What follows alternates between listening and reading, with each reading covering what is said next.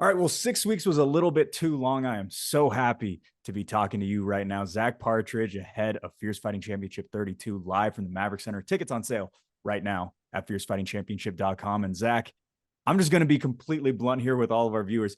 We typically record this about 9 to 10 days prior. We're about 5 days out because this has been a wild week for everyone at Fierce Fighting Championship. Man, we had a lot of injuries, a lot of pullouts.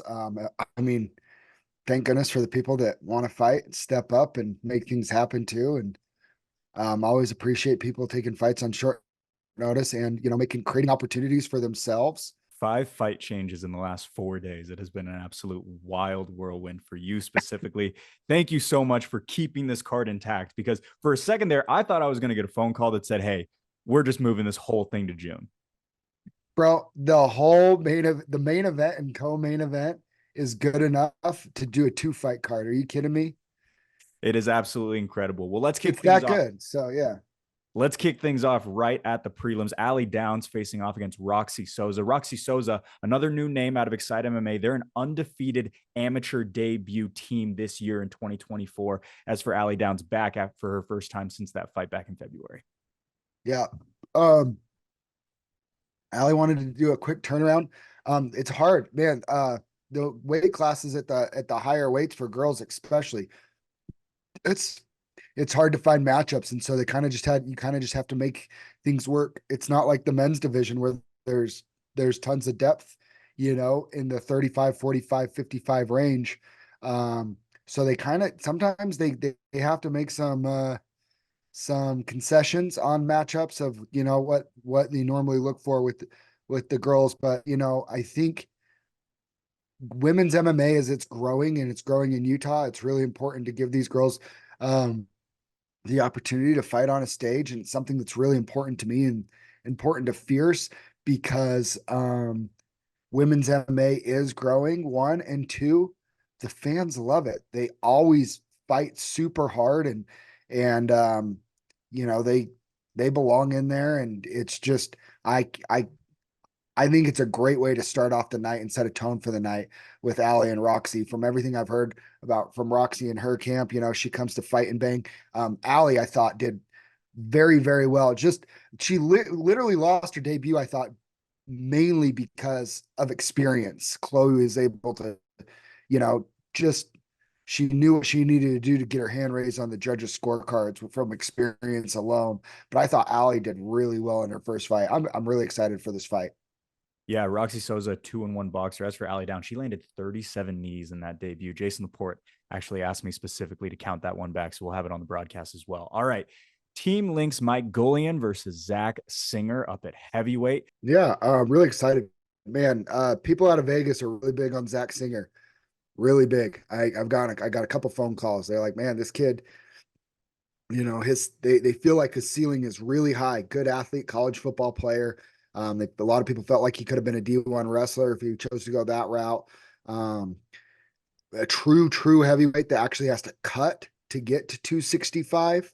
And one thing that I like, when I deal with Fabio at Team Link is, they're not afraid to let their guys fight tough fights.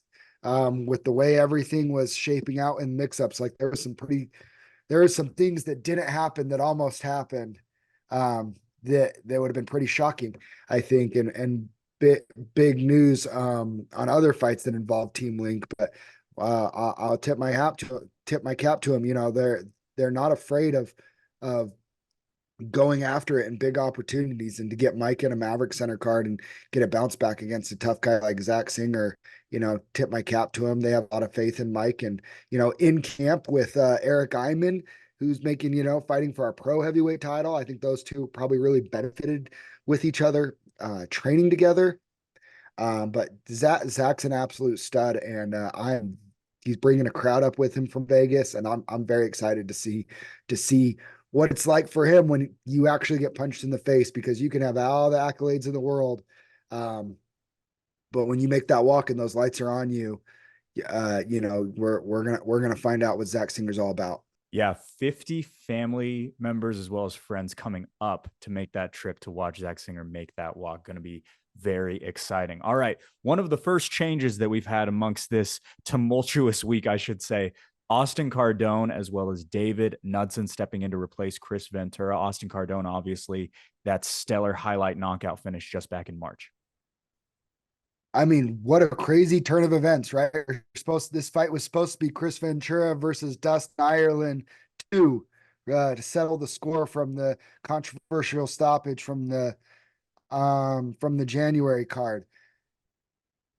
Dustin work schedule conflicts, which sometimes, these amateur fighters, work and your mainstay and your income comes first over fighting. Had a work conflict, had to pull out. Austin says, I'll take the fight.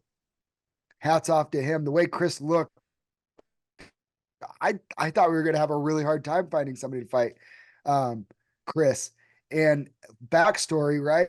This is another case of Mike Jones trains at both camps, at Rise Boxing with Chris and in coaches at Excite. And Mike told Austin, hey, like, Chris is very good. You're good, but Chris is very good. And Austin and them, they watched the fight and he said, cool, we'll fight him. I mean, how can you not love and cheer for somebody like Austin Cardone? The way he fought in March, knocked out Skyler in a fight that Skyler and his camp was very confident about. He was going to shock, he already shocked them once, shocked the world once, kind of with knocking out Skyler the way he did. I think people are expecting things to go a different way. Now, Chris Ventura, he was trying to do the same thing again. Well, then Chris Ventura gets injured, very legit injury. And I always know the injury is real when I don't hear anything. And then all of a sudden it's a call out of the blue. And it's like, we tried everything. We've already tried everything. We don't want to make this call. Have to pull out. I'm sorry. We'll look at getting this fight possibly rebooked as soon as Chris is ready and Austin is ready after this fight. But man, David is a one that's been looking to get on cards, and we just haven't been finding the right type of matchup, primarily a striker, not much of a grappling background himself. Austin is kind of the perfect dance partner, and he's another one. He watched Austin knock out Skyler and was like, yeah, I'll take that. Both these guys are the type of guys that I like. Like, these are guys that I will, when they say, hey, I'd like to get on a fierce card in the future, like, I'm going to go out of my way to try and make that happen because, dude, those are the fighters you want to deal with. Everybody says they want to fight. Actions speak louder than words. These two are the type of guys, when they say, I want to fight, they mean it. And I love it about both of them. How about Zach Hamilton facing off against Morgan College? Morgan College, his fastest turnaround in quite some time. As for Zach Hamilton, he's been away for 13 months. Very excited to see Zach Hamilton 2.0 versus Morgan College, who's starting to get kind of a little streak going himself. I don't know how most people feel. I thought Morgan looked very good against Cross. Didn't know how good he was, but he was pretty good. Zach's very good, but I mean, it's one of those things where I felt like Morgan has kind of a deceptive record too. I think he's much better than his record. And it's one where I think Zach, when we first offered the fight, I don't think Zach was super excited to fight somebody with a losing record, to be fair.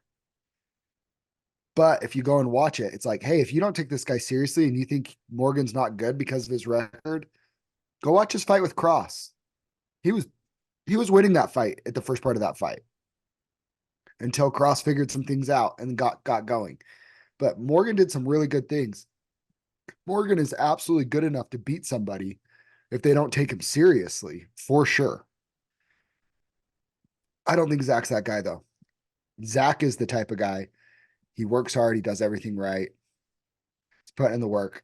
He's had some injuries and some things. I'm excited to see Zach and Morgan. I actually think this could be a very, very competitive war.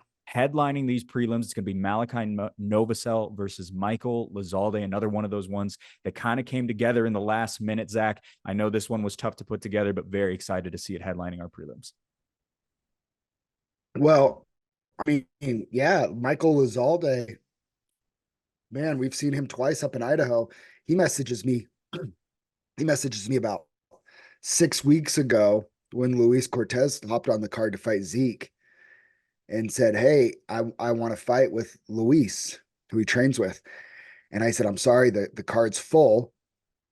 And so he said, "All right, no worries." He goes, "I'll be ready if anybody drops out at 145 or 155. Let me know." And I'm there.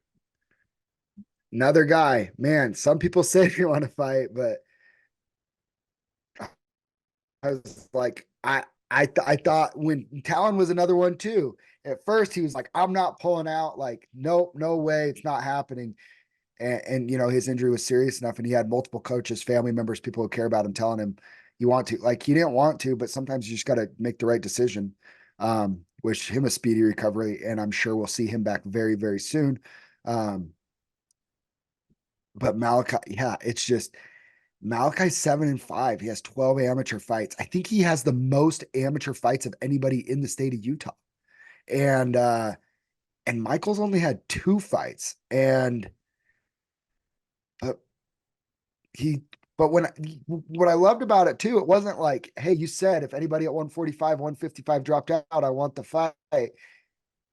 He, he didn't just he didn't just say yes. Like when I said, "Hey, just so you know, Malachi is available," his opponent just dropped out. Within 5 minutes, it was, "Yeah, I'll take it." There was no hesitation. So, and we know this with Michael, like he's going to come to fight and he's going to come to bang. Michael's win in his am came against his teammate, Malachi's teammate, Tim Ronich from a performance. So, they're familiar with him and they know he's going to come to fight. I'm just happy that Malachi was able to stay on the card. Heading over to the main card, a professional bout at 145 pounds, Vince Wright versus Rourke Hodson to kick things off. Very excited for this one at featherweight. Rourke Hodson, fourth oldest fighter to ever make the walk for Fierce Fighting Championship. As for Vince Wright, he's had 2 years at One Hit MMA, and he's going to be the heaviest he's ever been. Yeah. And this is one where I really liked it too. Like Rourke was like, "Man, I'm probably a 35er. So if you could probably find me a 35er that would meet me at 45 so we don't have to cut."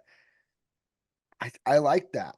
When there's not number one contender belts on the line, that's just not cut the weight and just both agree to go up a weight class. They both walk around the same. I think especially Warwick coming off of the layoff that he's had, doing it without a weight cut, I think was smart. Very, very high level Taekwondo type striker.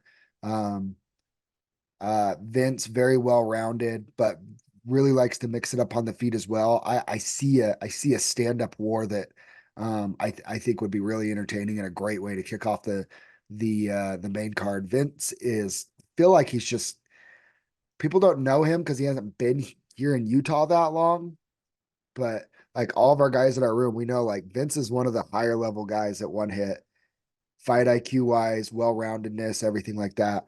Very good fighter, but Rorik has an elite skill set that I think would give a lot of people problems if they choose to engage in his style of a fight. So it's going to be very interesting too if Vince entertains the striking game with him, or if he tries to go against his natural instincts and try and grapple earlier than he normally does.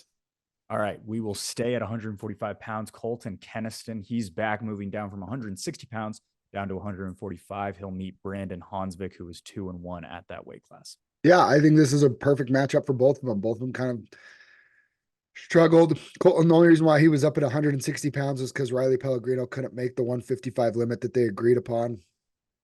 Um, so Colton went up. Probably wasn't the smartest thing in the world, but for him to go up weight classes to against a power puncher like Riley, where I think you're going to see a better version of Colton Kynison fighting at his more natural weight class that he should be competing at. Brandon Hansvik, he's just a grinder type guy. He's just hard nosed, tough. He's going to come to he's going to come to grind it out, beat you up, be physical. Um, I think it's a very interesting match between Brandon's wrestling style versus Colton's jiu-jitsu. Um, Colton's a heavy leg kicker as well.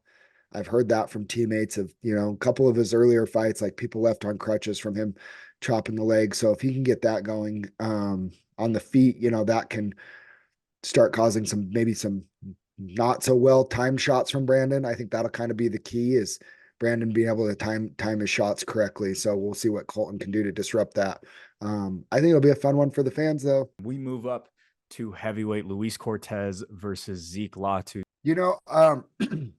Like after November, I really didn't have any plans of bringing Luis Cortez back at a fierce show after he pulled out against Eric Iman.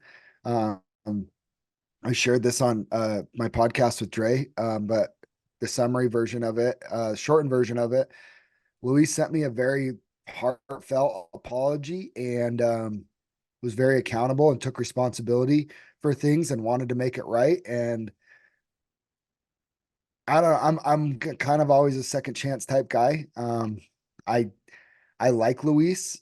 I think he's a good dude, but I just think he's a little bit shy. And I think some people misconstrue that as he's not likable. I think Luis is a very likable guy and a very nice guy. And he's just quiet. But I think he's gotten some things figured out in his life right. And he wants to make a comeback. These are some of the fights that I hate making, but I feel like has to be made. I don't want to see either of these guys lose, but they both need a win. Like, let's be honest. Like they both need to win this fight pretty bad. And where they are in their careers. Um Makes all the sense in the world though. It's the fight that made sense and needed to happen. So Zeke, I think, has been doing a little bit more working in the dark, not posting as much. And I mean, he started to post a little bit, but he took a hiatus from his social media. Um, I think we're going to see a pretty improved version of Zeke and Luis. And people forget, like, dude, Luis kind of used to be a monster on the regional scene around here. Holds 2 wins over Eric Iman. Um, was trying to walk down Ben Moa before Ben knocked him out. Like Luis was a bit of a monster, and if he taps back into that, and we know what Zeke can do, that they could absolutely steal the show. So I don't expect it to get out of the first round. Hats off to both of them. I'm buckle up because I think that one could be a crazy, crazy fight. Luis Cortez also fought Chris Curtis back in the day, or not Chris Curtis. I'm sorry, Curtis Blades. Curtis Curtis Blades Curtis Blades last. I mean, Luis has fought when people talk about Luis, right? I mean, we'll pull it up real quick. His losing streak, Ben Moa, who I still think is the top heavyweight around. He's just not active. Tony Lopez, he's got over 100 fights. Kent, he's active MMA. He's the top heavyweight around. Jag Bular, who Jag is now 6-0, 6-0 as a pro. Cam Chisholm, who is on a nice win streak. Like, he's fighting top tier guys. So, and Zeke's no different. Zeke's another one that he could have a good record too. I mean, it's a really good fight. It's just somebody's got to lose, man. Eric Iman versus Jared Vanderaa for the Fierce FC heavyweight title. That one has been all the buzz headed into this one. Eric Iman, obviously a fan favorite here in Utah. Jared Vanderaa sucked the life out of the Maverick Center, defeating Kent Monfaleo just a couple of months ago. I hope Jared's a fan favorite too. I mean, honestly, he's so likable and he's such a good sport. He gave so much love to Kent after their fight. But one moment really sticks out to me is Jared really wanted to come back and fight for a 205 title potentially. Um, and I really wanted to.